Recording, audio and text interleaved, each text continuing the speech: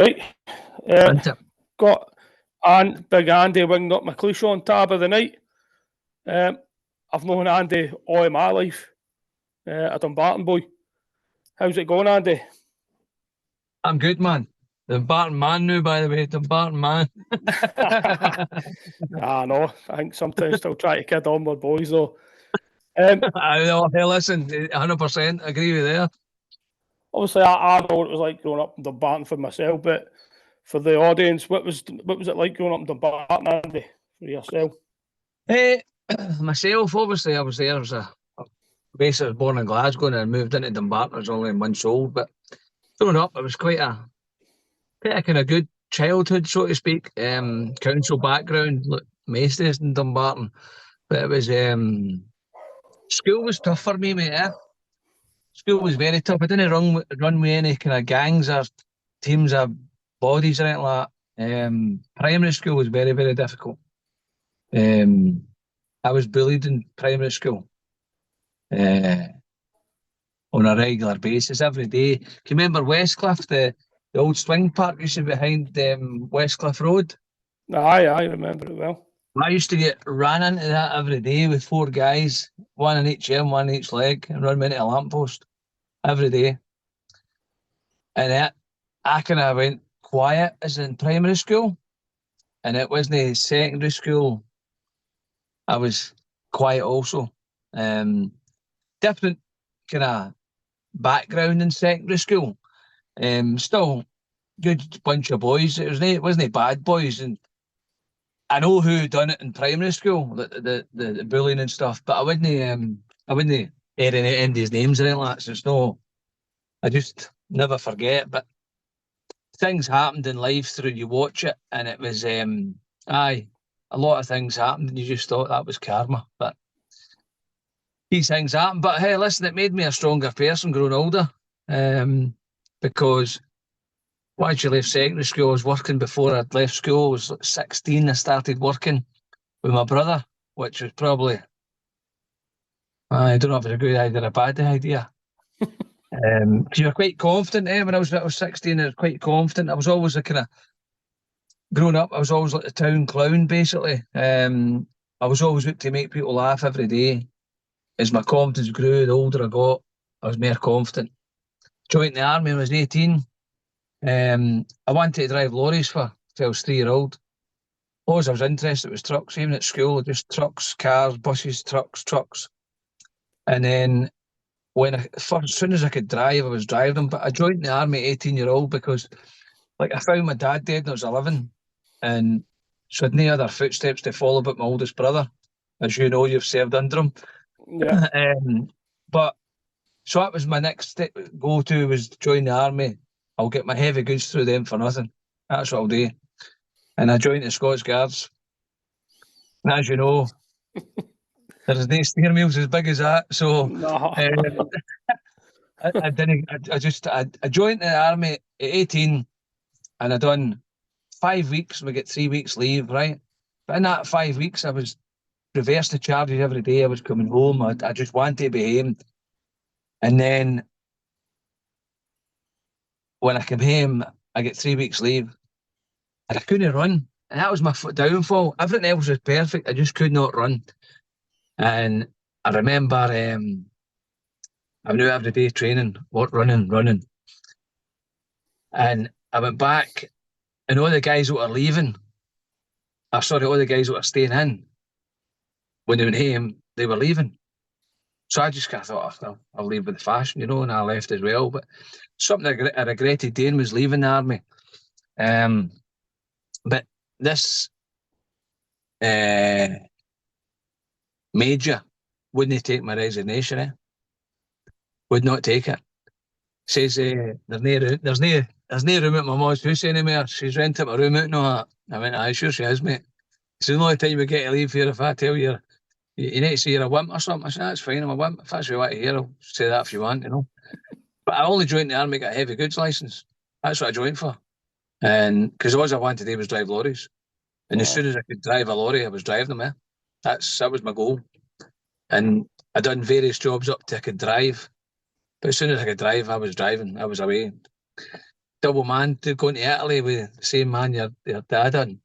And it was a bit, I think I was a wee bit too young at the time when I done it to do it myself. I went done a trip to Italy, and I was 21, I think, and I was actually sat on the side of the road in tears, man, because I couldn't find anywhere in Italy, and it was all maps, and it was roads, junctions after junctions after junctions after junctions, still the same, by the way, and I'm going there this week.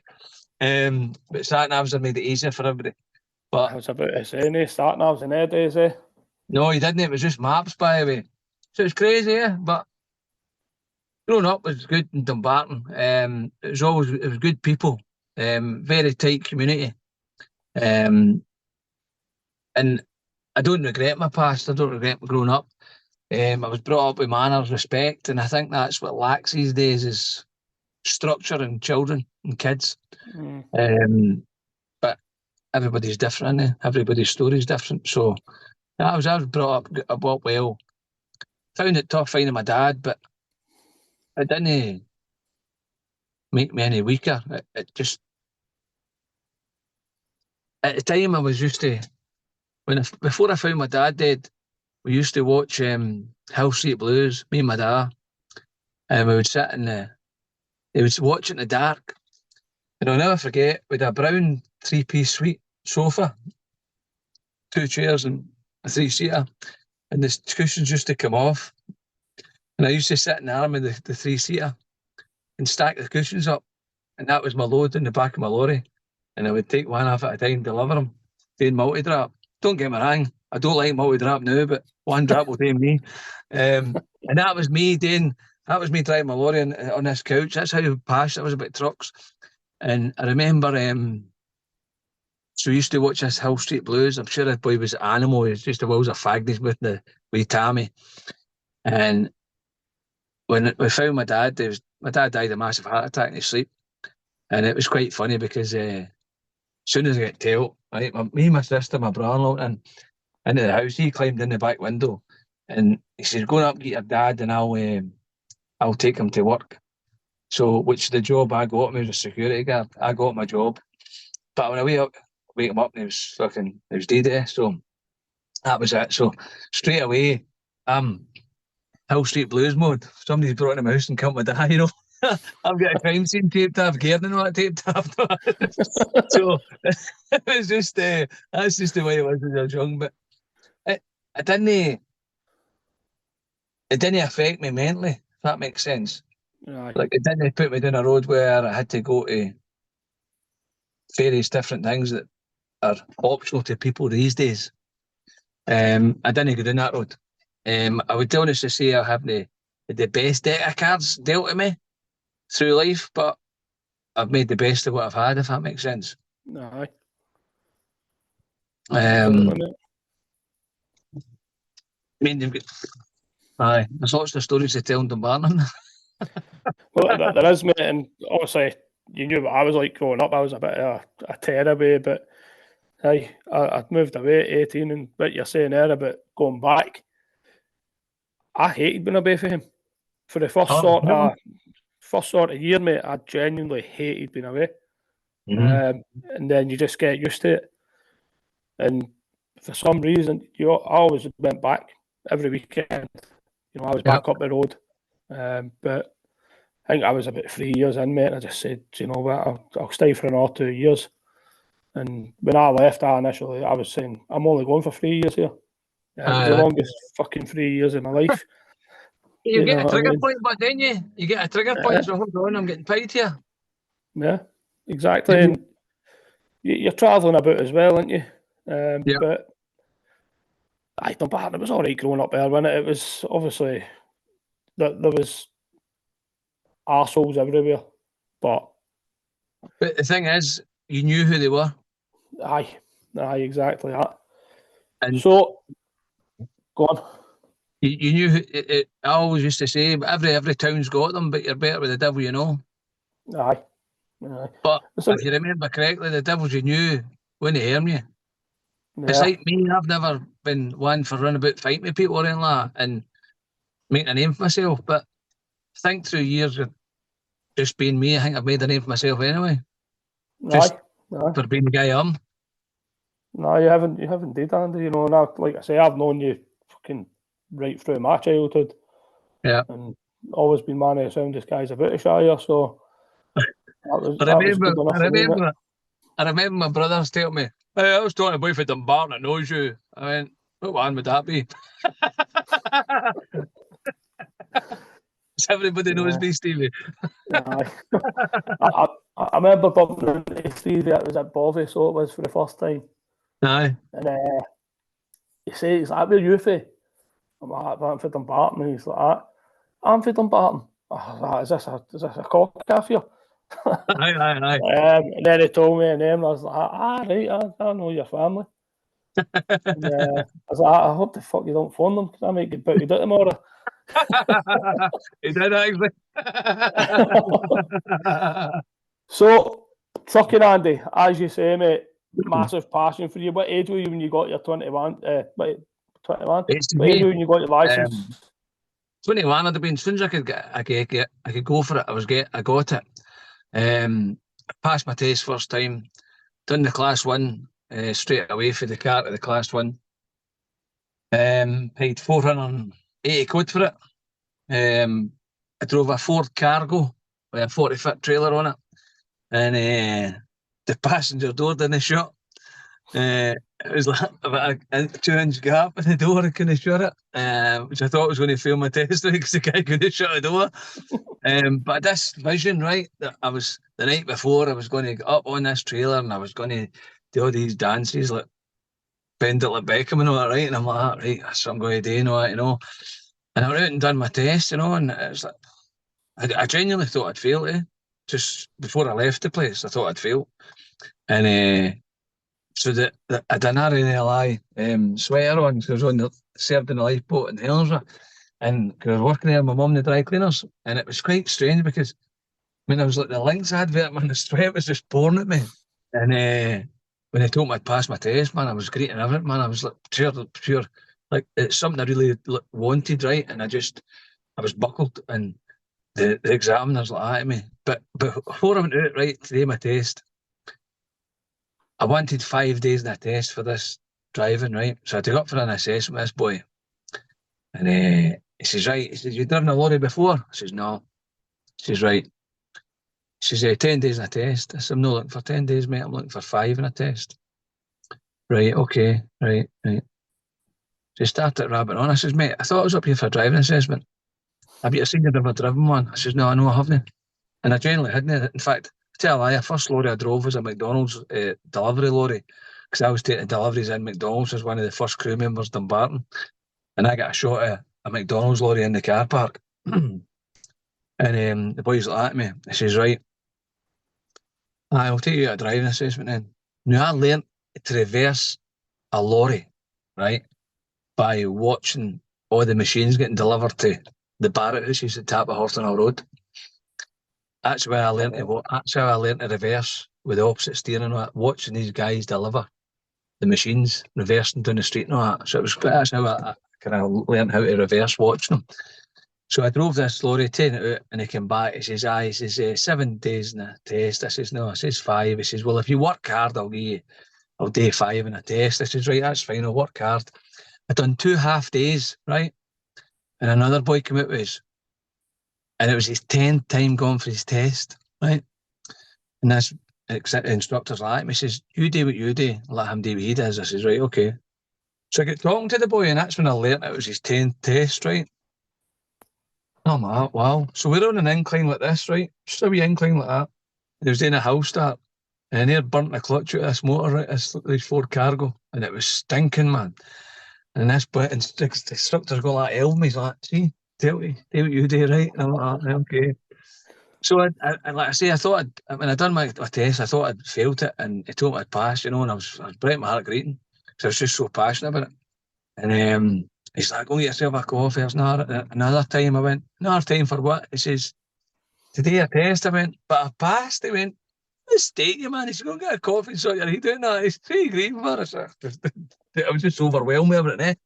Because it was like a pressure, but no pressure that I needed to do it. But it just I wanted it so much. Yeah. So I came to my driving, because I done my car. I had 4 times doing my car licence, but that was just overtook a car going to a roundabout my first time, approached the junction too fast, and then the 4th time I thought I would just got it for just turning up, to be fair. So, not for good attendance, but so I passed my test first time in the truck, and then I done that for a wee while, and then I went and done my bus licence, right? And I done it through Lartfield, bus depot, but the examiner was off on holiday, so I had to go to Bishop Briggs where I done my heavy goods, right? So this is true as I tell you this, right? So I went to do my bus licence, and I got up the day before my test, and the examiner who I had with the lorry was outside this burger van. And I was like, "How you doing, mate? All right?" And he says, "Sorry, do I know you, mate?" I says, "Aye." He says, "I don't owe you money, do you?" I went, "No." I says, "I done my heavy goods with you." He's like, "All right, right. And did you pass?" I went, "Aye." I said, "I'm doing my bus." I went, "All right." So the next day, I'm going to do my test. So I'm sitting in this waiting room, and there's all these like class 2 drivers going for their test, right? And they're all sitting there, they were trying themselves. I says, "Guys, he's all right." Did my test today, mate. Right. Do you know drive them? I can drive. Aye. What are you nervous for then?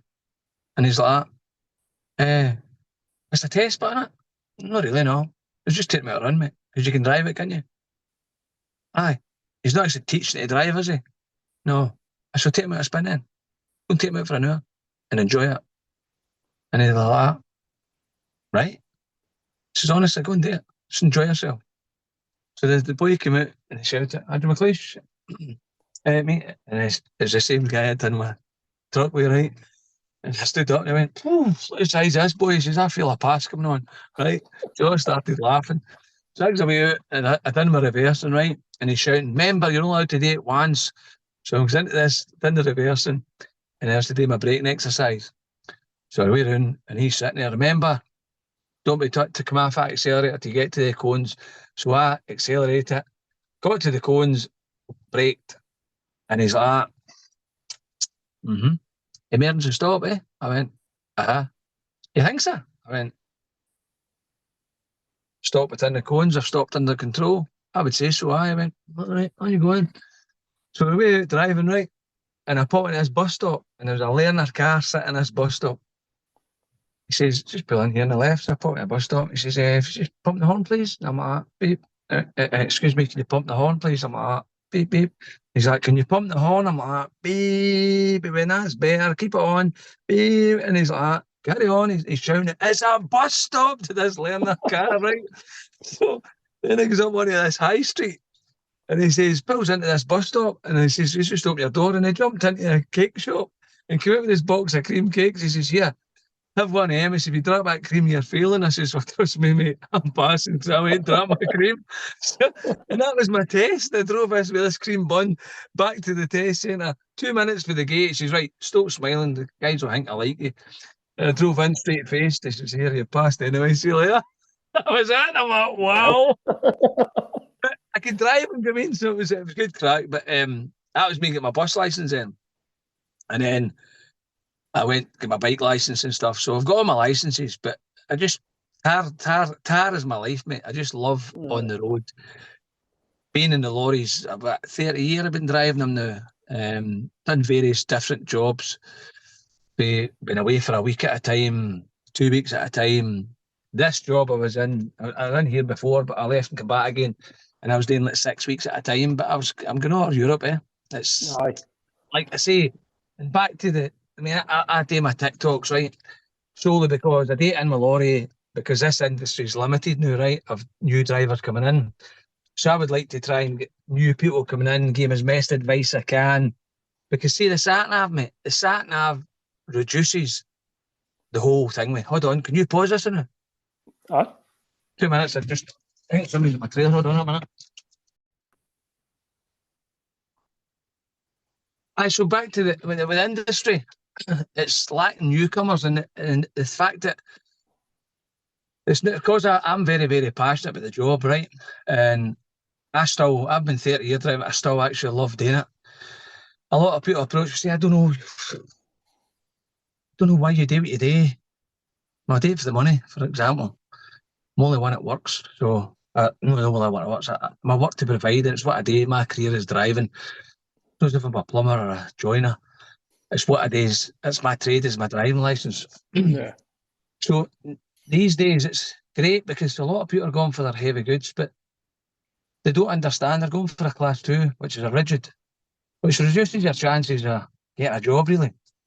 Whereas now you can go straight for your class 1 for a mini metro. And the beauty about that is you're getting 2 licenses for the price of 1 now. So you can drive a rigid if you want, but you also get the option to drive a class 1.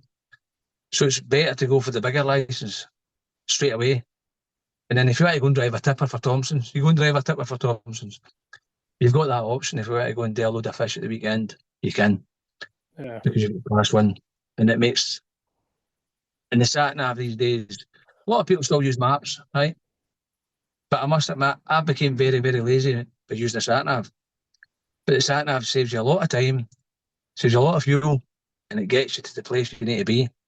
And I use it more so, like, running about up and down England, I could do it with my eyes shut, but I still use the sat nav as I manage my time.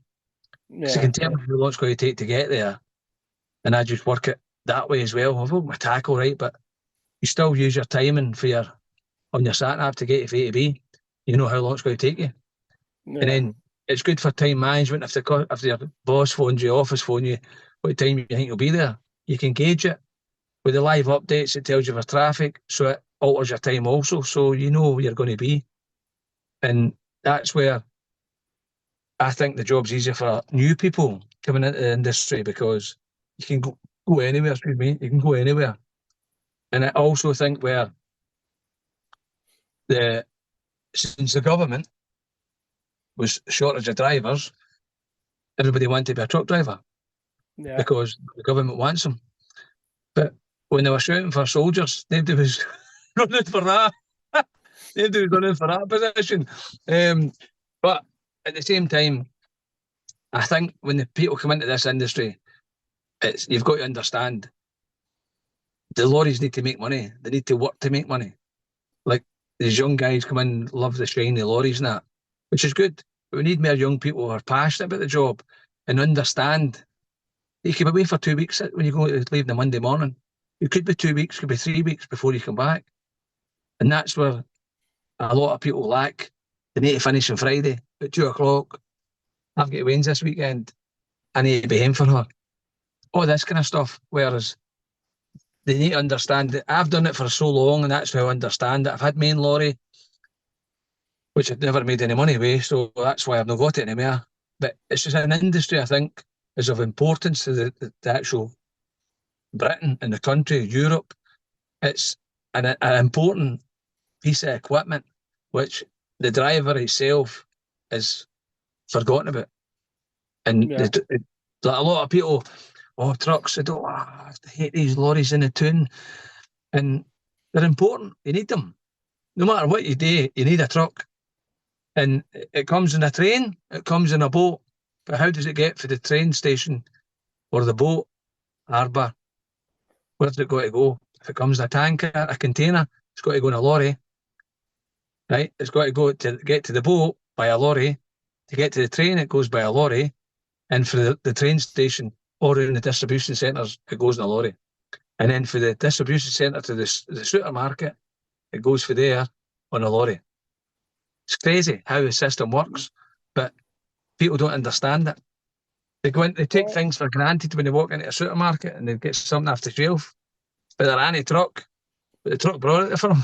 Do you know what I mean? I think you just need to look back at sort of lockdown, Andy, and one of the key roles was truck driving.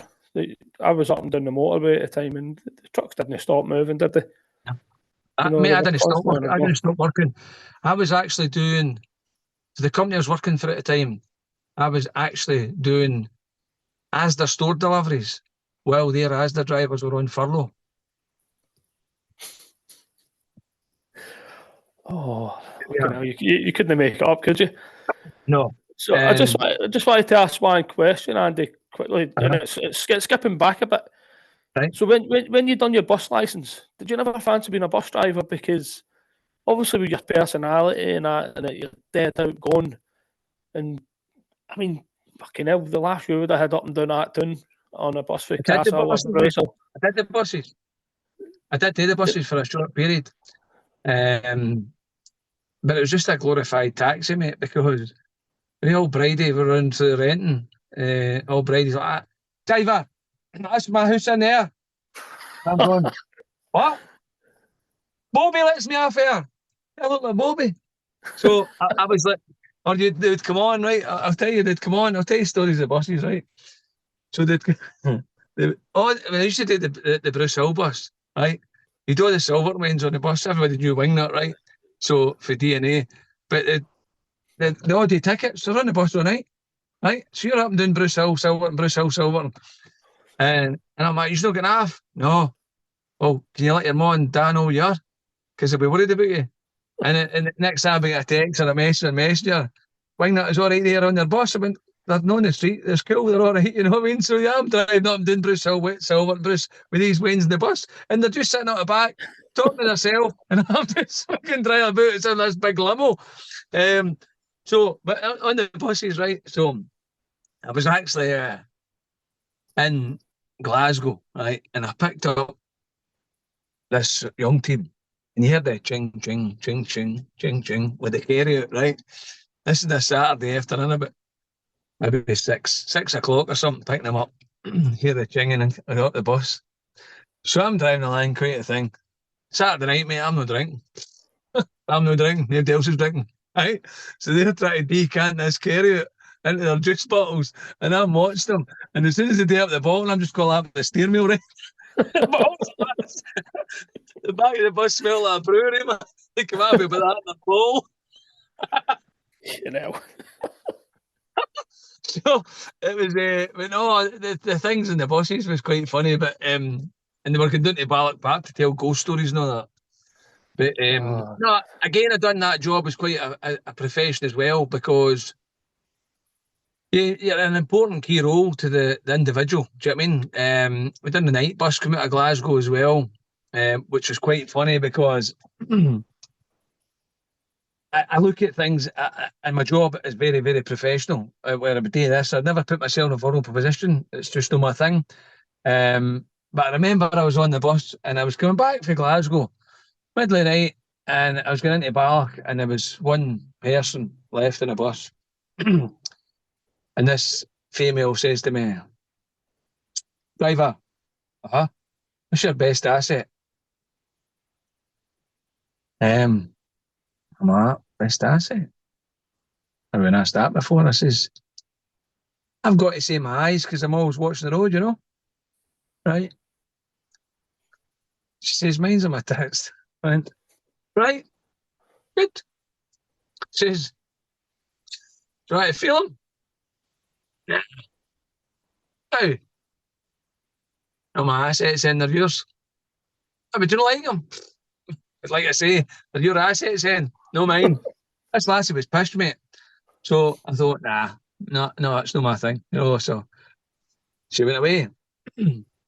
But years later, went into my sister to see my sister in Morrison's. This lassie walked out. I says, can I speak to supervisor, please? Yeah, I'll go and get her. Says to my sister, go and ask her what her best asset is. Oh, Go fucking on, hell. mate. Ask her. So, but no, like I say, in that position there, mate, I wouldn't that there, because I heard so many stories about the buses, mate, right? Even just sitting in the canteen and listening and watching, you think, wow, by the way, these guys don't get like wives and all that, no ways all that all about. And I remember there was these you'd always have somebody try to stone here when you're driving the bus. Always, right? And I'm like, can you sit down? But Jimmy lets me stand here. I'm new hen. Do I look like Jimmy? No, but I want to stand here. Oh, look, this seat's fitted with, this bus is fitted with seats. Now, see if you didn't have a seat on it, you'd complain to me where it sit. So do me a favour, go and sit in that seat because it's my responsibility. And if I need to brake hard, you'll be stuck to that windscreen like a Garfield. So, but at the same time, I was always the funny guy making jokes about things, right? But there's a woman, I don't know if you ever seen her. Her man used to work on the buses, mate, right? But she walked everywhere. She walked to Glasgow, mate, to Dumbarton. I think she stayed in Bonhill or Renton. But she walked everywhere. And she used to always see me at the bus stop. I'm like, no, I'm all right. She's like, you're wasted on there. What? You're wasted. They don't respect you. I'm like, aye, okay. She's like, you're too good to be on these buses. And I'm like, right, okay. But I always did fancy the coaches, mate. But the money's not in it. The money's not in the coaches. Because I think if I had to do the coaches, I'd probably make a fortune on tips or get a lot of complaints on it. Because you can't please everybody. No, that's it, innit, mate? But David, going forward, mate, the way I am as a person, I've got to laugh through life, mate. That's what I've got to do. No matter how serious things are, I've got to laugh. I mean, I've lost my son only 6 weeks ago, and I was joking about it. I've still not cried. I laugh all the time. I worked with him doing the Asda store deliveries. Me and him were doing on the same shift. We were doing the store deliveries together. We were doing 3 shops to maybe Asda's were doing 1. And the actual guy, the transport manager, actually offered my son and I a job. We looked at each other like, nah, you're all right, mate. You're all right. No enough lights in the lorries out there. So, if you stick us on furlough for a weekend, aye. Aye. 100%. I'll take a job, no bother. But no, the buses were, I mean, we've done the trains. We used to do the replacement for Glasgow to Helensburgh and stuff. And with the bad weather. So I remember staying in Glasgow and I picked this woman up and she'd one of the Rain Max, the Peyton Rain Max. It was bouncing, mate, right? But she'd one of the Rain Max on. But when she got on the bus, she was actually soaked for the inside out. She was absolutely, she'd pushed herself, right? And she'd sat right behind me. And honestly, mate, it was howling.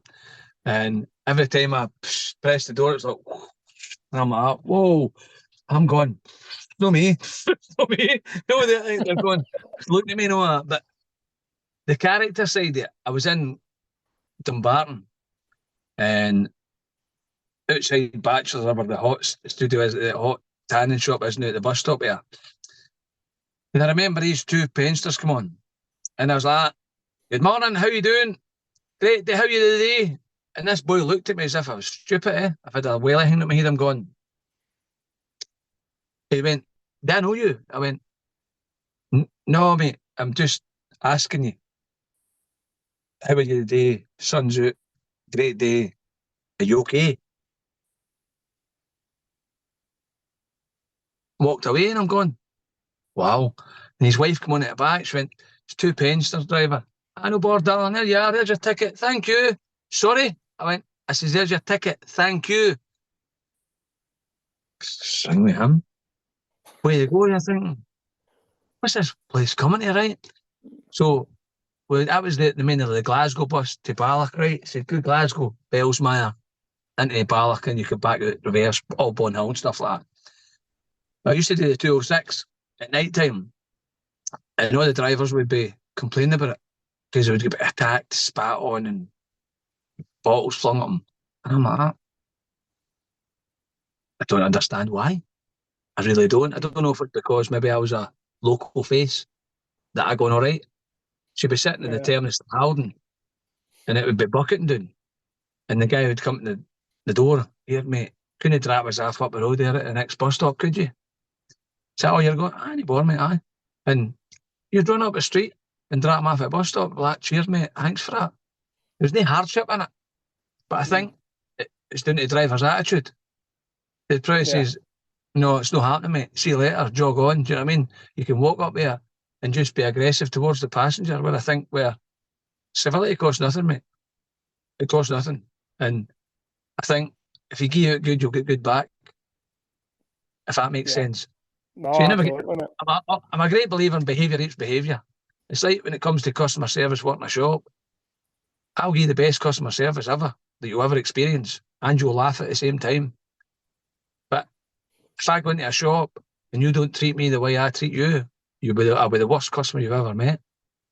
And that's just because I think if you're in somewhere working, you need a lot of product knowledge. You need to know everything about what you're doing to sell things, and you always upsell. And that's just the way I look at things, and that's how I do it. When I'm working in shops and stuff, I always want to upsell and add things on to people. But I stayed 2 years out of driving lorries when I met my wife that went now, and I worked in a shop doing digital photo media, and that was probably the best 2 years of my life, or one of the best 2 years, because it was great, because I felt as if I was on stage every time I met somebody, yeah, because I was entertaining, just making them laugh. Come in there, look to print photographs off, and they go out with a canvas and no photographs and mugs and pencil cases, but they got their photographs. 20 by 30 canvas, they only go in for a 6x4 photo. laughing their head off, and they're like, let me fit in my frame. I just bought a 6x4 frame, mate. How's that a good can? So I did that kind of stuff, but the driving's always my go-to, mate. Always my go-to. So, but you bought you had your own truck for a while, didn't you? Just under 2 years, aye. Aye. So, just was that like a goal you had to own your own truck?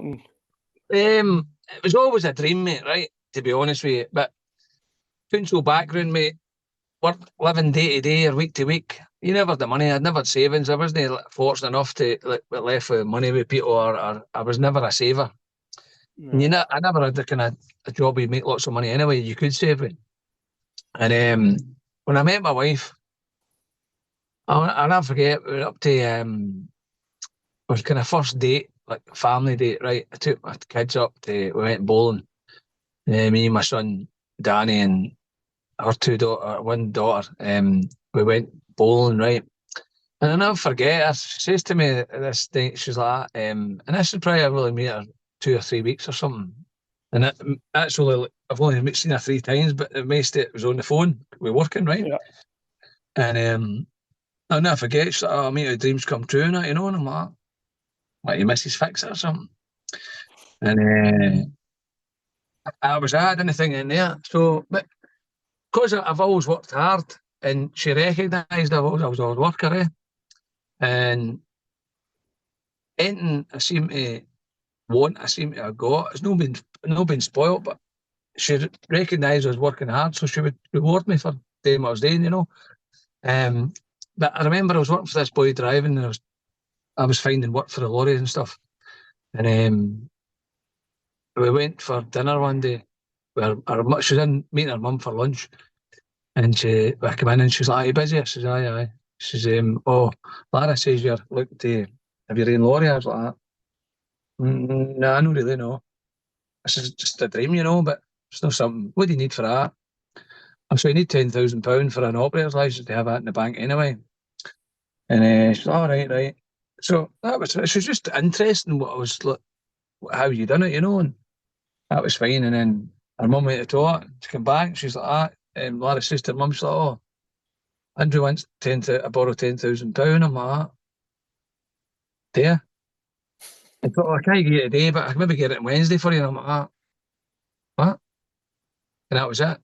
That was the seed plan. I was away, and I went for an operator's license, went and got my lorry, and I met a boy for finance, met him, got the finance. I don't own a house, so I'm like, I'm not getting in, and he says, "So just sign it." And if anything goes wrong, it's your responsibility, you're head for it, kind of, He says, "Right, okay." So I went and bought a lorry.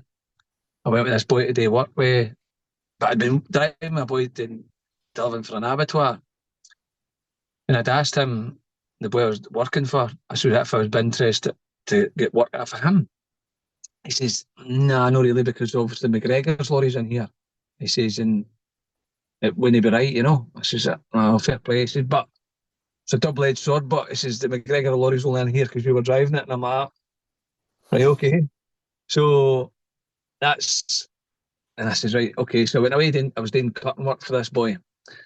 And it was horrendous, right? And I thought, nah, this isn't for me. And then I got a bad load. Actually, a bad load.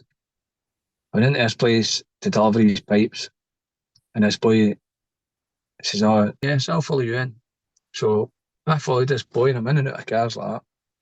Then the road just goes like that, narrow, and I'm going, I don't think this boy's thought this through, you know. And the heart started going, and the stomach started going like a cement mixer. I'm going, this is no good. And then I stopped, and there's this wee wall, and there's this yard.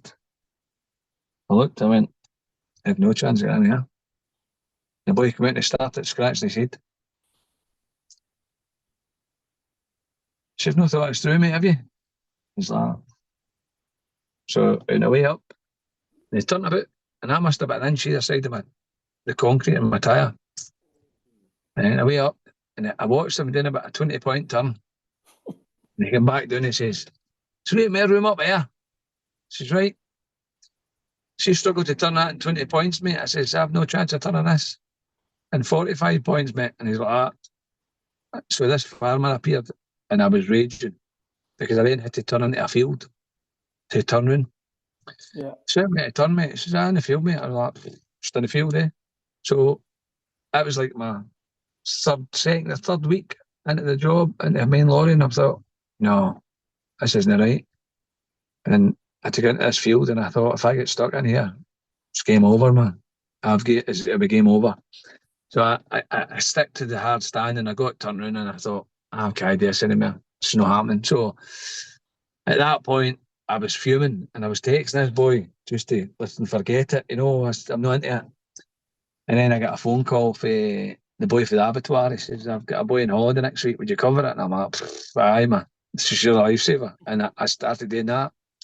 And I done that for a wee bit, and I got a fridge. So I was the main fridge. And then my lorry broke down, and then it was like, I bought a lorry with a driver's, a driveline warranty.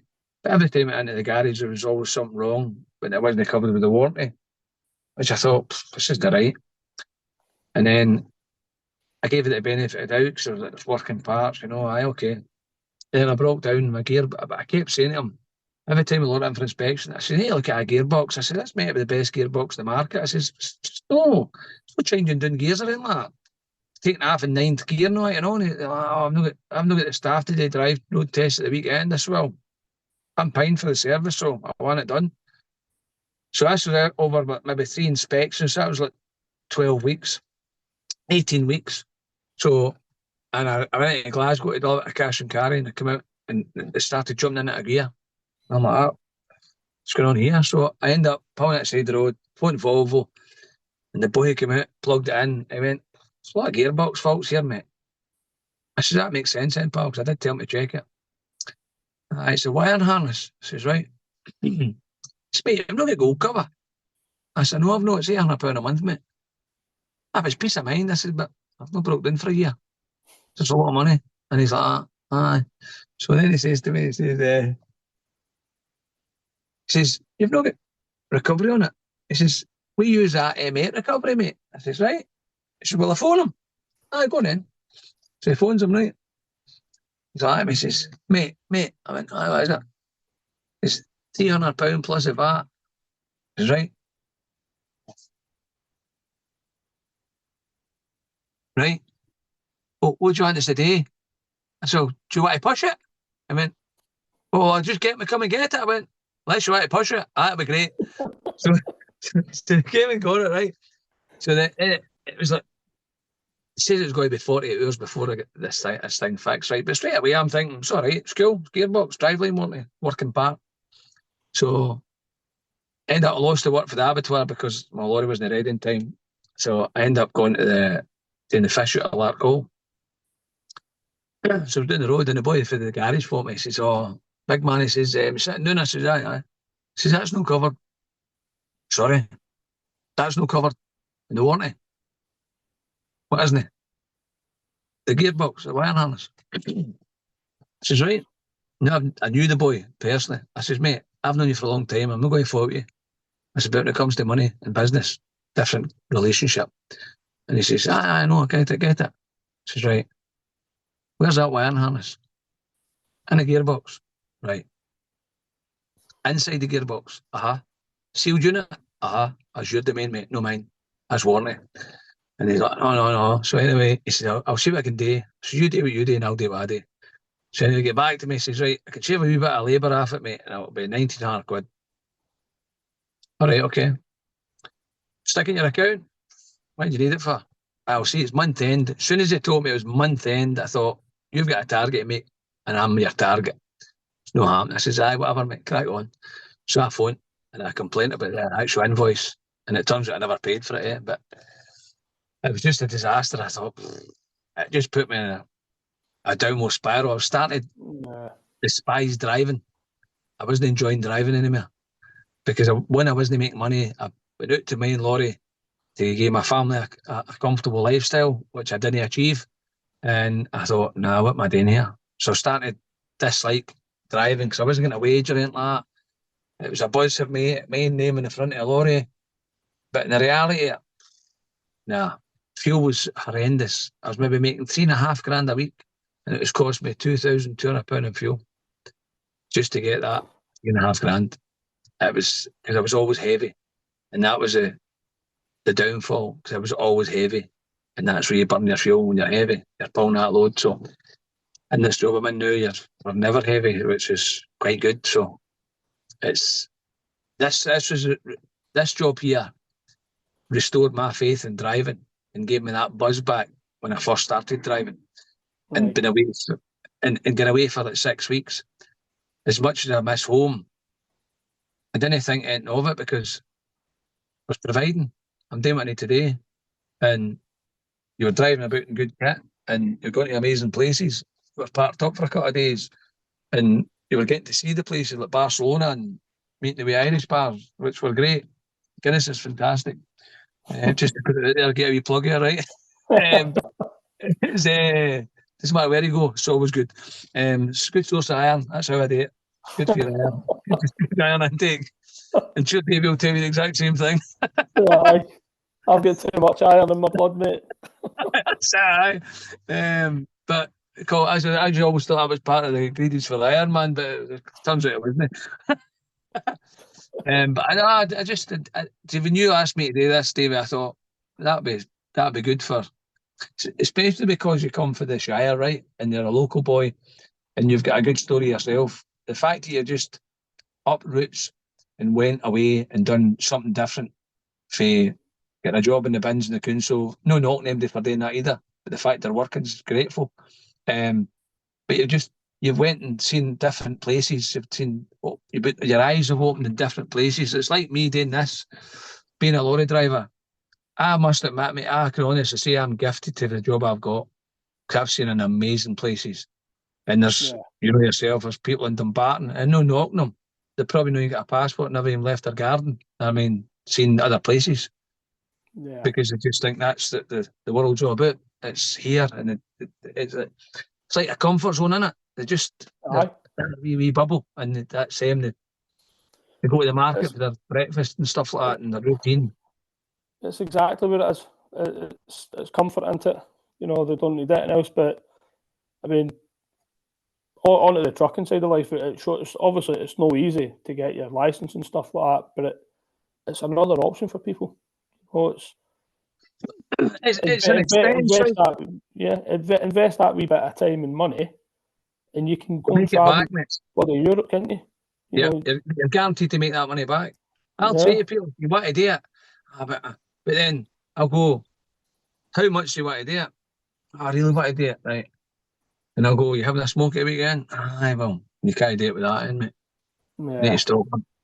And it's just like a dreamland for the men. But in reality, if you're in a position to go and get a loan, I'd give them the advice if they really want to be a truck driver and they're struggling for funds and they've not got the money in the bank, take that audacity and go and get a bank loan. I've said this in TikTok. I normally do a live every night on TikTok, right? So, and if anybody wants to be a truck driver, I'll never, is it a good career choice, mate? Well, what are you doing now? I'm a joiner. But I always wanted to drive trucks. No, you didn't, mate, 'cause if you wanted to drive trucks, we drive them. You're a joiner. It's a good thing. But if you want to drive trucks, I would say go for it. Go and do it. But it's the money it's cost me. Well, go and get a loan, because I guarantee if you, I could guide you to get a job. If you're willing to sacrifice your time being away, 'cause that's the thing. To make money in this job, I'll not go to a job, Davey, that costs me money to get to work. Yeah. It defeats the purpose. Do you know what I mean? I couldn't, where I live now, I live in Largs now, I'm an hour away from anywhere for a job, to work anywhere. When I used to work in Shorts, I was 58 miles to go to my work. I couldn't do that every day. Yeah. So I would do a 2-week cycle, solely because it wasn't costing me money to travel back and forth. I done it twice a fortnight. Once there, once back. Do you know what I mean? But when people get into the industry, they've got to understand you need to sacrifice time. It's a way of life, and it could be a good way of life. You could find the balance.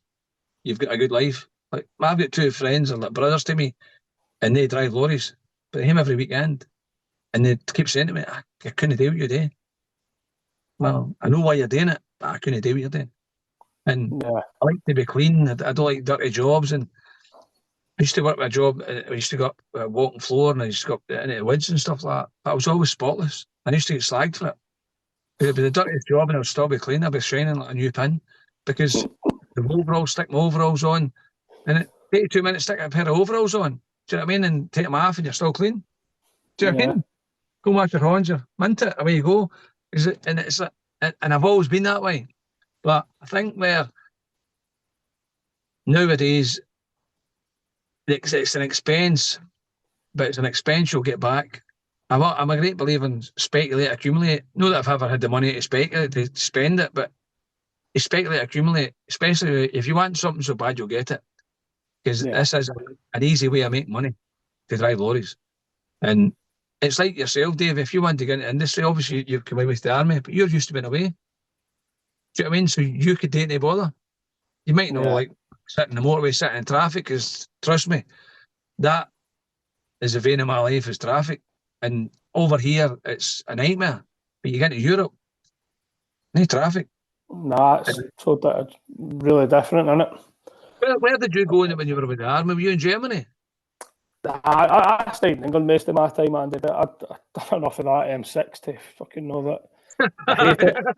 But obviously, I travelled all through Europe as well with the army, and roads are totally different. They don't really get that many bloody congestion. traffic jams. No, they don't. You end up just sitting there thinking, what the fuck is going on in our country? And there's no reason for it, mate. They maybe close that lane off to put it. I would say the only place you would gather up traffic is Germany. Because they've got trucks in one lane, and only one lane, and they won't overtake, and they'll just sit in one lane, and they'll do 50. If one breaks, they all break, and it's just a counterflow, and it's just, I hate driving in Germany. It's the only place I hate. I think Germany's an amazing place, beautiful place, but the people ruin it. Yeah. It's like when I used to travel up to here where I live now, I was on that fucking M5 and M6, mate. Birmingham. I hated it. Every Friday you'd just be sat there in a fucking car park for 2 hours. Yeah. But hey, that's what I had to do for a few years there, you know what I mean? Did you just travel home every weekend, Davey? When I get married, and my wife and kids moved up here.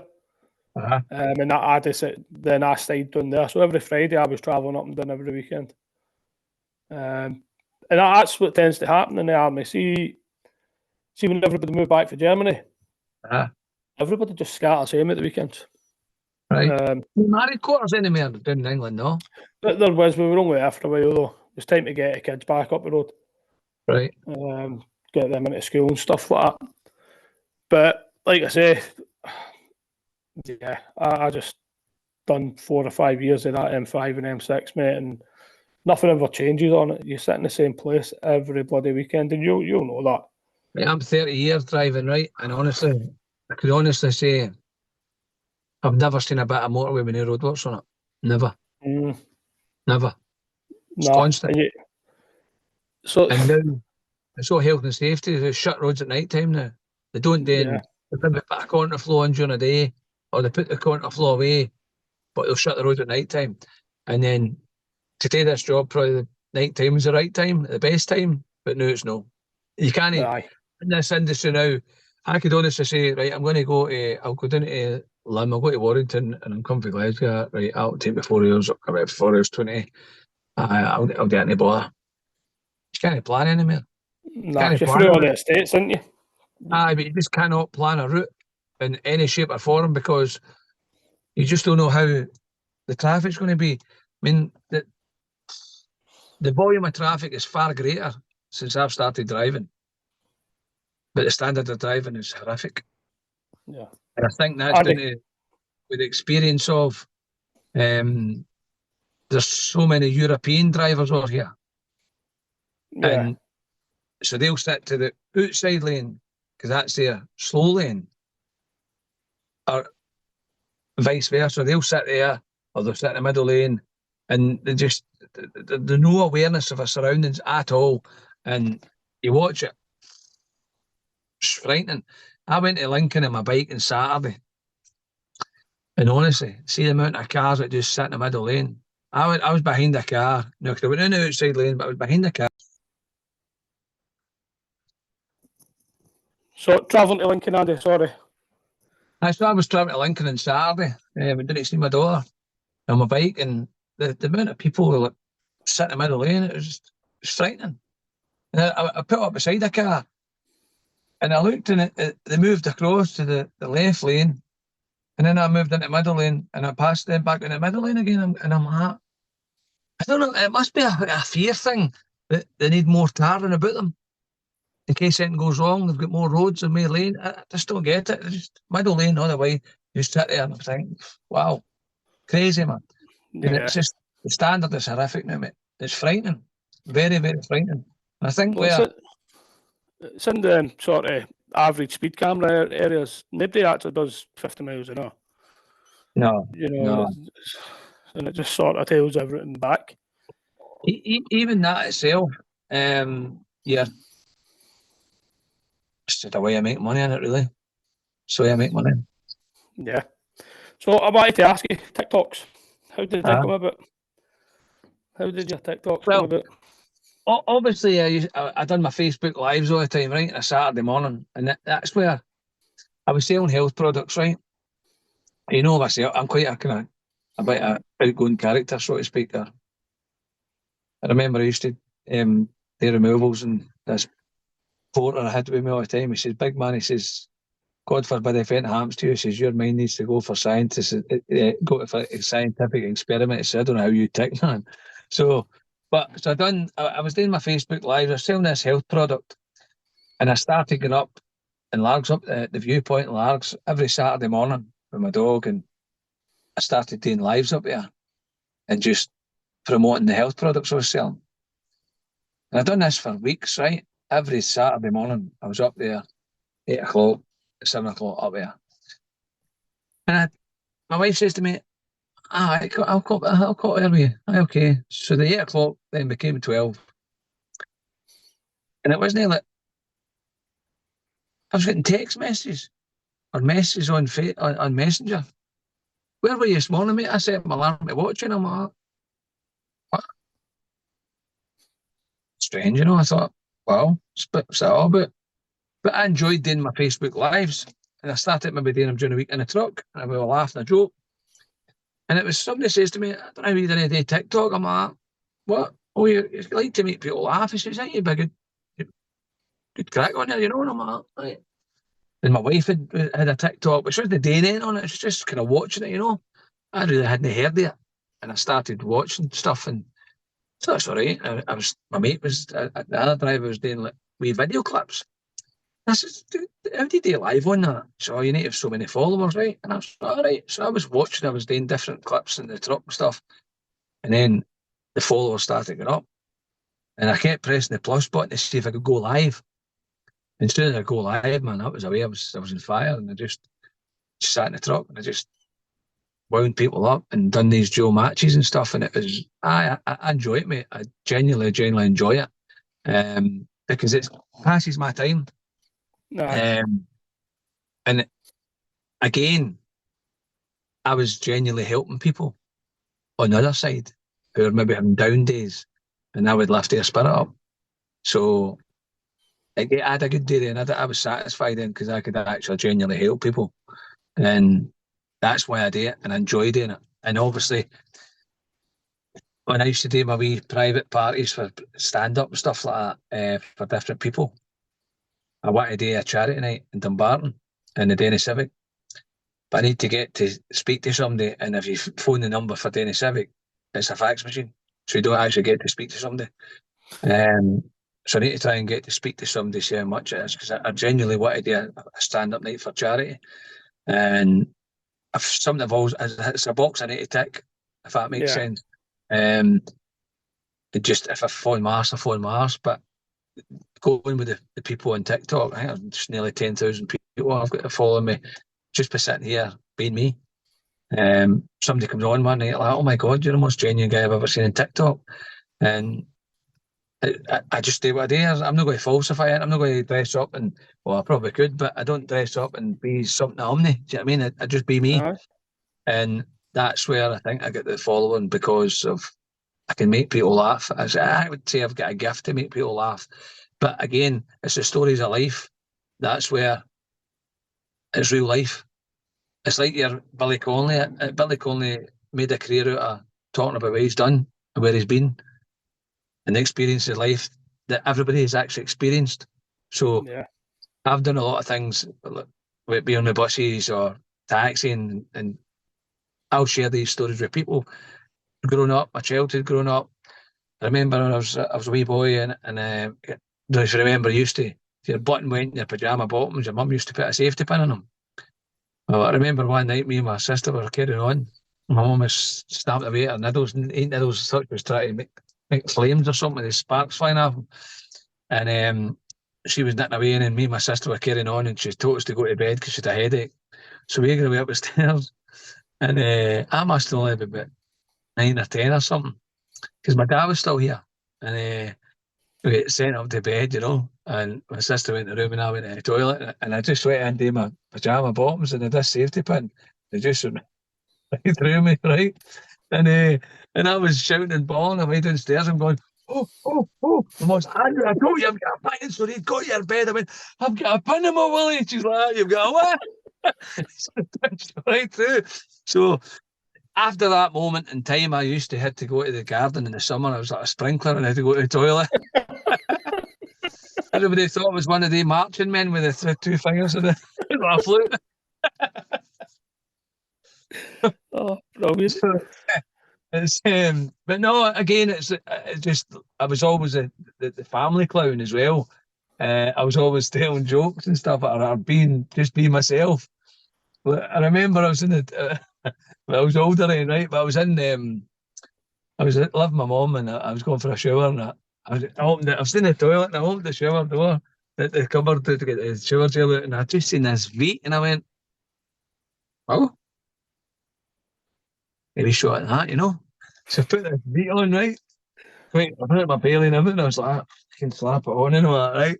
So because I was into I get my phone, my mate phoned me, so I was walking around the room, right, like the horizontal champ, and I just felt this burning sensation. I was like, oh, fuck. I need to go.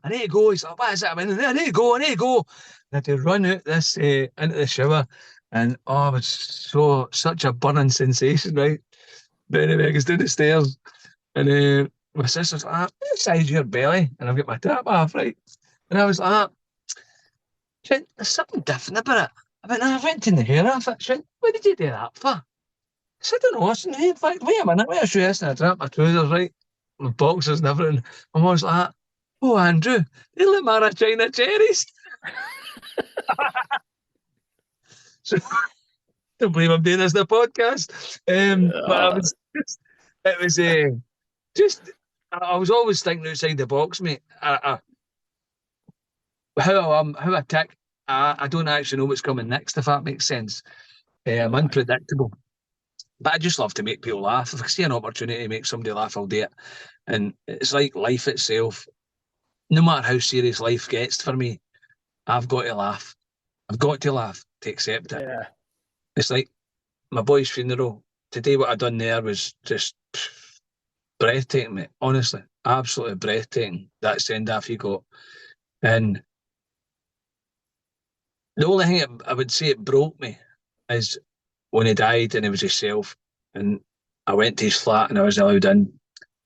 But in the mindset I've got, and as strong as a person I am, I look at the positive side to it. I might have been a different person if I'd seen him there. Aye. Right? And then, so I went to see him in the mortuary. He was just sleeping. And then when I went to the funeral parlour, it was different again. But in the funeral parlour, we had two viewings, right? Friday and Thursday. Obviously, the funeral's a Saturday. His mum was coming up on a Friday. They were going to view him on Friday, but I viewed him Thursday afternoon with my wife and my mother-in-law and with two stepdaughters, right? So there's no difficulty and all that kind of stuff. Not that it would be, but just it's easier rather than being a conveyor belt. You get more time, you know. So Lara says to me, do you want to go in yourself? I says, if you don't mind, aye. So I went to wear myself, right? And I just like him. I just find it hard to believe, to be honest with you, and I still find it hard to believe, although he's passed, right? He's still with me. I know he's still with me, but just because it's a bond I'll never lose with my son, right? But I was there and I was just kind of looking at him, and just in the corner of my right of my eye, I seen a plate with a wee like kind of flask and cups and saucers and plate of biscuits, and there was 2 Tunnets tea cakes and 2 caramel wafers and 2 Blue Ribans, and that was your favourite biscuits. And it was a fight for a Blue Riban, by the way. My Blue Ribans are they're my go-to, and nobody gets a Blue Riban off me, right? And Louis like, I have a Blue Riban. I'm like, no, you can't take a Blue Riban. You always have 2, you know. And I'm like, just get one. I'm like, no, go get a digestive or something like that, right? So they always wind them up, right? So it was a fight for a Blue Riban, right? And so seen the tea cake, and I thought, I just started laughing, right? Just like fits of laughter. And I heard Lara's mum saying to Lara, she's like, my God, she's like, he's in hysterics in there. Lara, is you all right? She went, aye, hysterics, fucking laughing. What's he laughing at? So, and I was like, and I just picked this tea cake up and I just started laughing. I was like, well, you can't eat my biscuits now. And that was my way of dealing with it. I would have cried, eh? So, Yeah. and then I went out and I opened the door. I'm like, wait, what's so funny? I went, you can't eat my biscuits anymore. So I put a Blue Riban in his top pocket, right? And a McLeish International shirts I used to wear for my uniform. And I buried him in that. And I cremated him in it. And I put one in his top pocket, right? And I says to the girl in the funeral parlour, I says, listen, I said, I've stuck a Blue Riban in his top pocket. She says, you're not going to stick a tea cake in as well? I said, no, you can't. He's diabetic, isn't he? She went, oh, Christ, yeah. Oh, fucking hell, Andy. So it was just, I don't know how I do it, mate, but it's like a coping mechanism for me. Aye. Do you know what I mean? Definitely. And some people think I'm like a lot of people to this day are still saying to me, don't know how you do what you do, mate. I wouldn't even be able to function the way you are. I can't change it, mate. Well, if you change it, you'll not be able to function, Andy. I know, but You know what I mean? can't That's change you, him. mate, innit? I can't bring him back, eh? Ah, right. Nah. Do you know what I mean? I can't bring him back. And it's like I waited to see my daughter on Saturday because obviously she was in a good place. So I thought I'll go down and get a wee bit of support. So I did it. I saw the best I could do because if I wasn't to do that, I'd have kicked myself. So I went down on the Saturday morning and went back up on the Saturday afternoon. And I felt better for doing it, but she's got to do it. And the best of both of us, I got to see my grandson as well. So I think. Do you know what, Andy? I wasn't even going to touch on it, mate, but obviously thanks for sharing. But see what you've done for going from Glasgow to down by Clydebank with the trucks, mate. Absolutely phenomenal. I caught it on Facebook. I was watching it on, mate. I seen loads of videos and that. And it was up at the Forge, wasn't it? For the Forge. Yeah. fucking absolutely amazing, mate. Honestly, it was. I was I sitting think watching it, Canary Asking Bridge and that, mate, and I just thought that I believe was waiting a drone there for it. aye, I think in all fairness, absolutely. I mean, I've never seen so many bridges with people on it, and I could honestly say, I think even for his mum, right, that she wasn't for trucks, mate. That wasn't her thing, and what I did there on that Saturday, that was for me. That was arrangements me and Lewis did for me, no for him. Aye. So it had to be a Saturday. And when I arranged it for a Saturday, it had to be a Saturday, and that was my boy telling me it needs to be a Saturday, get lorries on a Friday or a Wednesday. So that had to be a Saturday so I could get as many lorries as I could. But I didn't think for any a margin of the lorries that were there, mate. No, not even an inclination of that amount of lorries turning up. To have 70 lorries behind me was absolutely magical. And that made such a sad day into such a magical and memorable day. And it will never be forgotten, mate. And I think it'll be a talk of a lot of people going forward. I think through the following years, there's going to be obviously a boy touched on me and says, "Listen, mate, that's just the beginning. There'll be a remembrance convoy every year now that you've done that." He says, "So remember that." He says, "And it will happen every year." He says, "In memory of your boy." He says, "Because this was your boy's passion. That's what it was all about." And that there is a magical thing because he would have loved that, mate. He would have genuinely loved it. And I just tried my best to give him the best for me to accept it. And that's why I don't think I've cried probably the way I should, but I've no cried on the positive side of it because it was such a magical send off, do you know what I mean? In a sense where his funeral goes, it's like as a very, very sad, mate, but I've done the eulogy and all that myself, and it's like his mum's like, "Oh, the eulogy, and again, I'm always for making jokes, right? So she asked me to do the eulogy. I don't rabbit on the way you normally do, and I'm like, right, okay, whatever. I'm like, leave it away, mate. And that's like, I'll have bullet points. So I don't work that way, mate. The bullet points, like the night, I've not got bullet points tonight. It's just Wingnut, right? So I thought, right, okay. And I'm like, aye, right, whatever. Bullet points. Now I'll talk with my son about 26 years to talk about. I've hung about with a boy for my son. She was born. He was my best pal. So how could you put bullet points to pinpoint 26 year of just, do you know what I mean? You've got magical memories. I've got amazing memories, my boy, and that's where I'm gifted to have the memories I've got and what we've shared, the passion we shared, and all the experience we've done, all the countries we've been together. So it was quite funny. So when I went up to do the eulogy, there was one of these wee timer things there. And I went, oh, fuck, I seen that timer up here for me as well. So, and that just kind of lightened my mood a wee bit. But then I got told I wasn't to look at the coffin, but I looked at the coffin and that was me. It's really a natural thing you're going to speak to the coffin because you're talking about that person. And it's a natural thing today because I'm not going to talk to you and talk about you and not look at you. It's just a natural thing. You've got to look at the person you're talking to, and that's what I did. And that's it. I fought years back, mate, to talk about him. And obviously I spoke about having me and Laurie, and it was again that was amazing to the fact that me and my son were travelling up and down the motorway. We were naming the headboard, and I was gifted to share that memory with him. And then obviously going forward, he just wanted this get rich quick scheme, and he always wanted to just turn money and.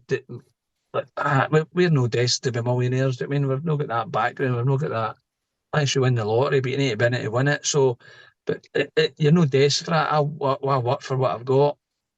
So, but like I say, he was always wanting to put our name out there and do things, and it was like, and then we're on about. I thought about maybe being sperm donors or something, and he says he would do a Saturday for me, so that was quite good. I couldn't do it myself, so and I told that in my eulogy, by the way, and the priest was buckle. So, but everybody was crying, so I had to put something in to lift their mood up again. So I mean, so but that was a true story. But nah, it's day by day, mate. You just kind of you need to soldier on and keep doing what you're doing. I will have my moments. I know I will. I will hit a brick wall one day, mate. I guarantee I Aye. will. It's like when my mum died. I didn't cry for my mum for a year, and then when it came to her anniversary, I was 6 hours at the side of the road and I couldn't even see, man. But Aye. I think in a sense it's a wee bit different because my boy is my best pal, and it's like, I just need to keep doing what I'm doing and just keep looking forward and just I've got his ashes there. And I want to go back up Ben Lomond again. I done Ben Lomond a couple of years ago with Big JP McDevitt and Yeah. David Bruce, and they done it 12 times for charity, didn't they? So I asked them to take me up, and they take me up. So I've got all the gear on. I've got the jacket, the big rucksack, and all that. And I've got the poles and all that, right? And I'm there. I'm professional. I'm a walker, right? I was like a bust bagpipe right enough, but I've got. I says, I need these poles, mate. I mean, but you've got JP dressed as a convict, right? And you've got David Bruce dressed as a pirate, and I'm going. I ain't overdressed for this occasion. I'm straight out of the decathlon with a gear on, man. I'll check me out. My wife's bought me all this stuff. I've got like thermal leggings underneath my walking trousers. I've got 3 pair of socks on and all that. I've got about 6 layers on because that's going to be cold up there. And and I've got a flask and I've got sandwiches now. And then we up. And I forget we got the top. And but I tasted David. I need these sticks, mate. Mate, it's a path, man. Don't need them. I went, all right, cool. So top of the Ben in November, man. It was ice and everything. I fell about 4 times, and Big JP fell 5 times. So he won, and I'm going, don't need my sticks. And I'm cursing and swearing. Davey Brute, I'm like, oh man. And then, but we met these Yanks up here, and this Yank says to JP, so what were you convicted for? I says, oh, stealing tourists, kidnapping tourists. So JP was buckle, but the woman it was good character. So, but only about 2 months, 3 months ago, me and my boy were talking that he would like to go up Ben Lomond, and I was like, we'll take the boss and we'll go up here. So, but we never ever did get to do it. It was like 7 months up here working in Scotland, and then I must have seen him about 3 or 4 times, and even then cost me 20 quid to wash my lorry, and it was like 15, 20 minutes. That was what I had to him. And I just didn't get a chance to enough time with him. And that's what hurts me when he's not here, because I was meant to take him for his birthday, for his dinner. And Lara says, just you and him go. And I get home at the weekend and I had no money. And I says to him, I said, look, I'll sort you out next week. He said, that's cool, Dad. I went, no, I want to take you for dinner. We'll go for do something special. Next thing I get a phone call, he was dead. So that kind of kicks me in the teeth. And now, how my mindset is now, if I want to do something, I'll just do it. I'll not think of the consequence. I'll just go and do it. I'll not even think about it and wish I did it. It's like when I want to do my stand-up night, I need to organise it now because I want to do it. And do you know what I mean? And that's when I went to TikTok to use that as a platform. And like as soon as I go live, I was like, maybe some nights, maybe not so much now, maybe 70 to 80. But some nights I was sitting with 300 people watching me, mate, on a Saturday night, middle of France or something. And I was just sitting here being me and having these duel matches and winding these foreigners up and just having a laugh. And it was unbelievable, mate. The interact I had with people and how I helped people. And that made me feel good. So, and even today, the stand-up night, people go, mate, go and do it. Do it. I'll be there. I'll be a ticket in a heartbeat. And that's nice, and it's like when same when it comes to Facebook, when I reached out to people when Lewis died, the correspondence with people was unbelievable, mate. Absolutely unbelievable. Like, I've not read half the things on Lewis's pages, right? Solely because it'll probably burst me. But only 2 weeks before Lewis died, he was saying how he was lonely because all he did was go to work and get home. And I said, that's the circle of life, son. We all do it. That's what we do. We work, we get home. That's just what you do. I said, you've not got a girlfriend? I don't have a girlfriend. I said, well, you need to suck up. And I says, you need to realise you're going to work. You've got a goal. You're going to achieve it. So rather than put yourself in a downward spiral to thinking, I'm lonely, just remember what you're working for and what your goal's going to be.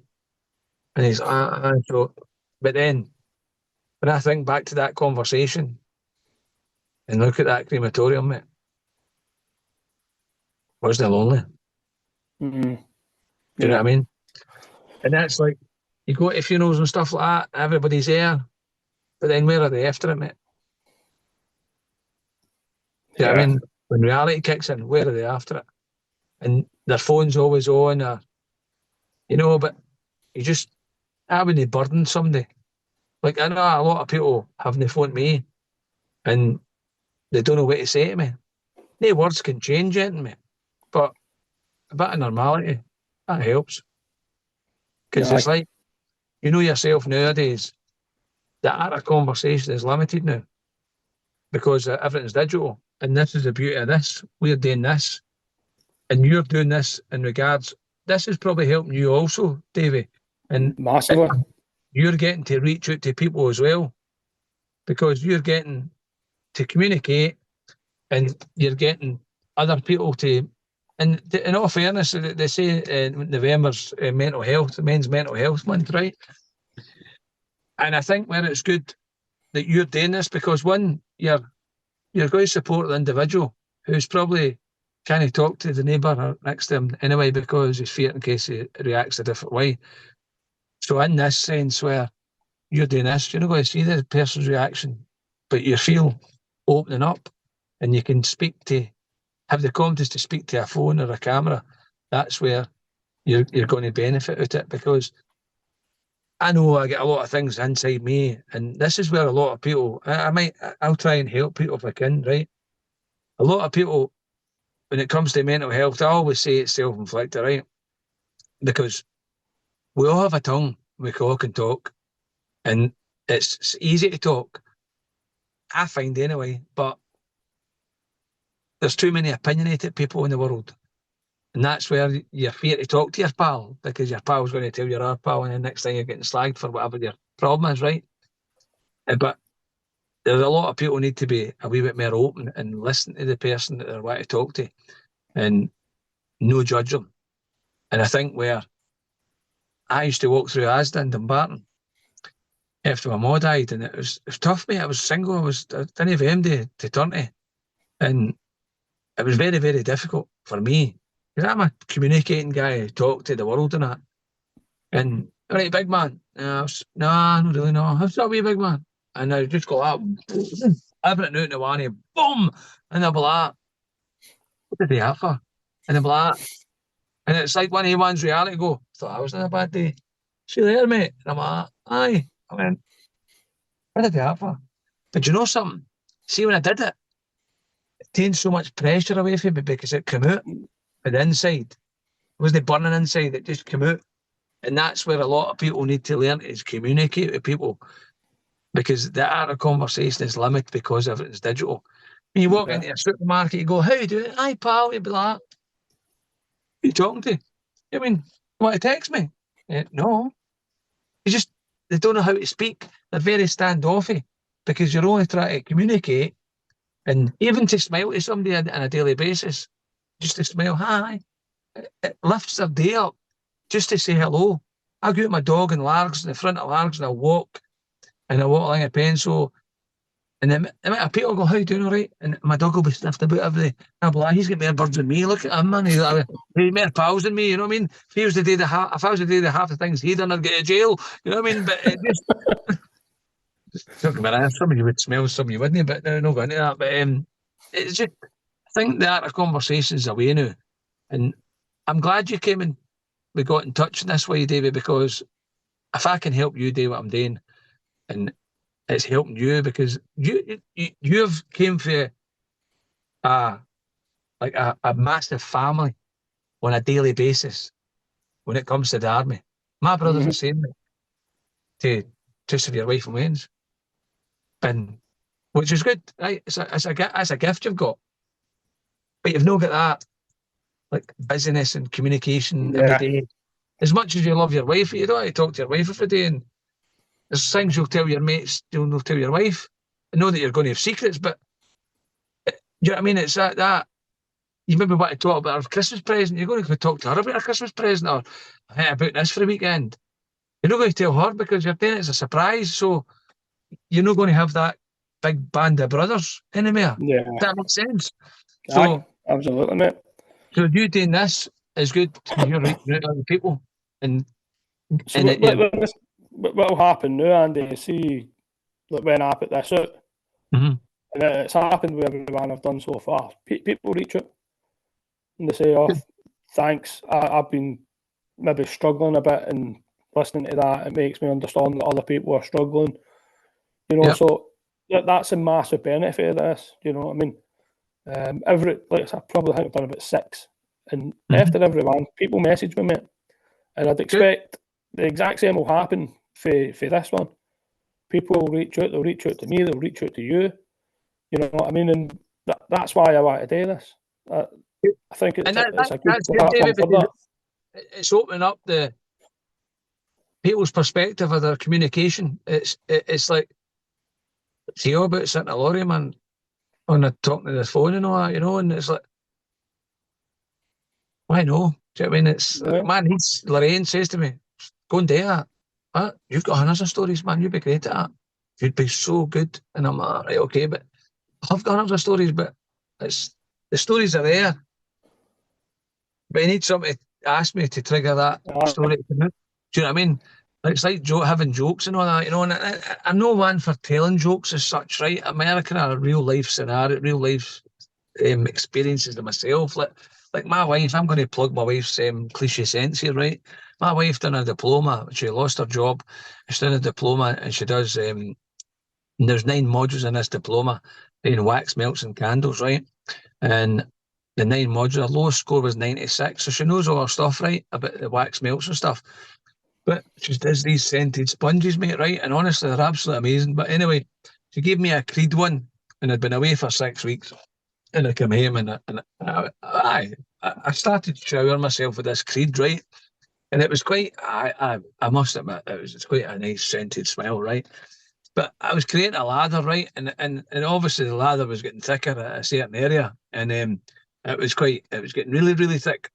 And then, of course, my wife came in and caught me. And she's like, Andrew, what are you doing? I went, it's mine's and I'll wash it as fast as I want. So, but I think she's actually in. I'm 3 for £15 now, plus 3.50 postage. Put it there. But no, the scented Get, sponge is really, really good. But no, get them in there, Andy. Get it in as much as you can, mate. it's no, but like my TikTok as well, mate. I love doing my TikTok. If I can reach out to people to help them and give it, even just to, like you say, for people messaging stuff like that and reaching out, and it's great because although it's digital, right, it's opening up a perspective for yourself and a link to reach other people. And like I remember I was on my TikTok one night and take this in a good way. There's no other way you can take it. And a boy says to me, "Nah, man, no danger. I mean, like if you stuck in that box with your own thoughts." I'm like, "Whoa, mate, let me stop you there, pal." I says, "First of all, I'm not stuck. The door opens. I can go any time I want."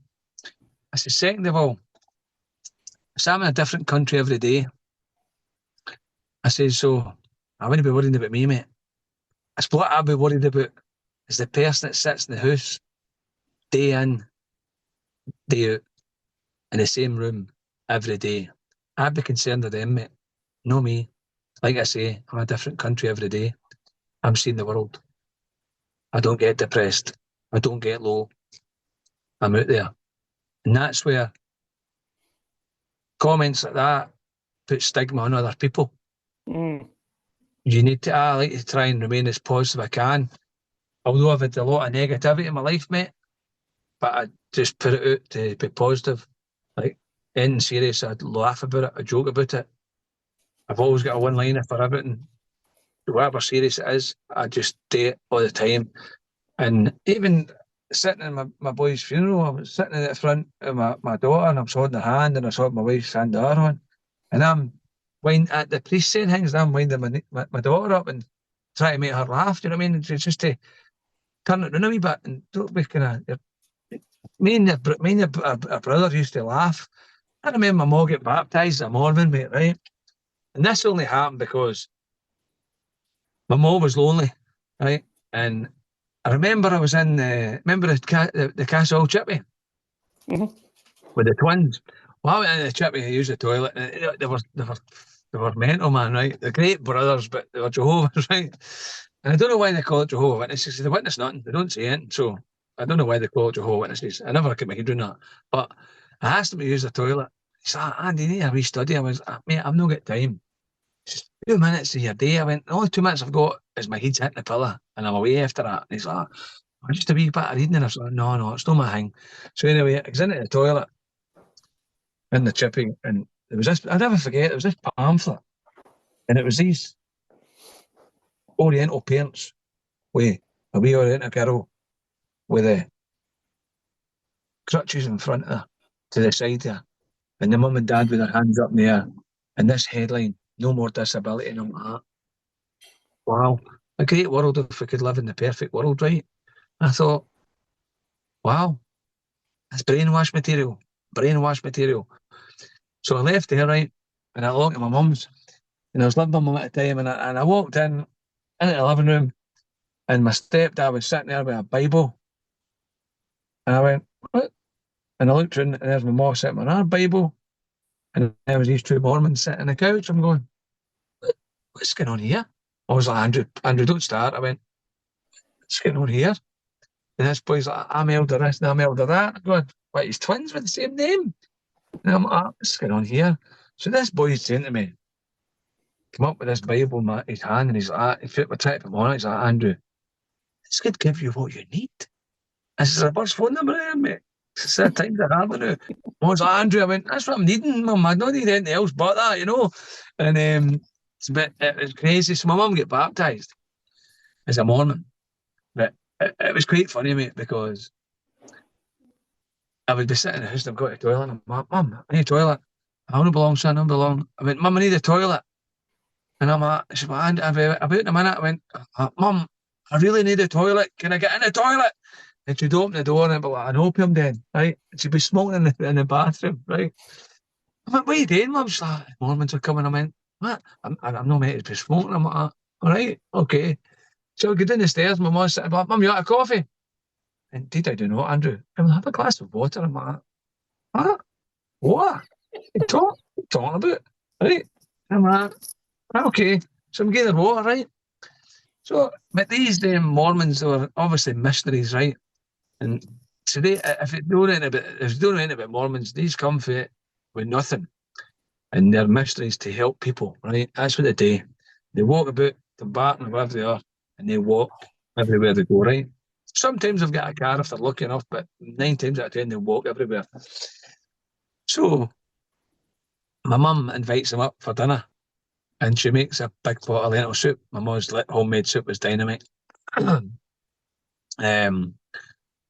And I say dynamite because it was amazing. It would get into your system, and once it went in the digestive system, it was like a dynamite stick. It blew the arse that was the vegetables, but it's they were amazing, right? But she invited me. They gave her a bowl. They gave me a bowl of soup, and a tiger loaf. And this boy's with his knife, like, throwing it away. And I'm like, mate, whoa, calm down. He's like, what?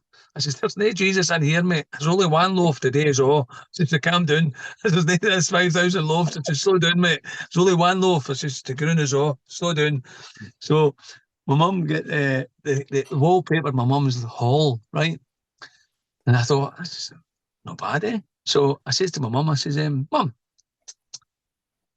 is that Australian wallpaper?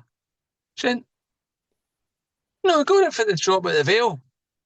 I know, but it's Australian wallpaper. What are you talking about, Australian wallpaper? Say trees are upside down. She's like, what? They put the wallpaper upside down when the trees can do it. So That was the Mormons for you, but they done it, the wallpaper, but it was the whole lot. So it's like a dinner, so it was quite funny. But again, that there is making memories. But my mum got baptised a Mormon, so and me and my boy were at the baptism, and my mum was feared of water, right? So I did this big tank. These curtains open, there's this big massive tank in front of you. You know, these seats watching this tank. So mum's got this white robe on, and this boy's got white socks, white trousers, white belt, white shirt, and all that, white tie, and everything's white to be pure. And my ma wouldn't put her head under the water because she was feared. But all these people are telling all these stories, you know, and me and my boy were buckled. We were nuts, man. And his mum's going, Bruce, what are you laughing at? Dad, I'm laughing at Dad. So what are you laughing at? Lewis. Laughing at Lewis, right? So we just get using each other as an excuse for laughing. But then when my mum got baptised, this, I don't know if it was a minister or something at the Mormon church, and they was saying about how that now, after today, that my mum's got the Holy Ghost by her side. And I was like, just as well she's got a king-size bed in it. It's 3 in a bed, you know? And it was just, I was just making one-liners about it, but my mum only did that for company, mate, because the Mormons were coming. My dad was sleeping in the chair all the time, and it was crazy because it was like, my mum had COPD, so she had gas bottles, and my stepdad, he was asbestosis, so he had an oxygen machine. And honestly, it was like I seen it at Buck Rogers when he came down the stairs out of bed, because he was sitting with a mask on, like, and he would take the mask off. I would throw a fag and put the mask back on. Oh, bloody hell. So it was quite funny. And but you're grateful for your childhood or what you've been brought up with. I mean, we're all very, very lucky. Everybody's story is different, but we've all got the same roots. We've all got the same roots in the day. We've all got a mum and dad.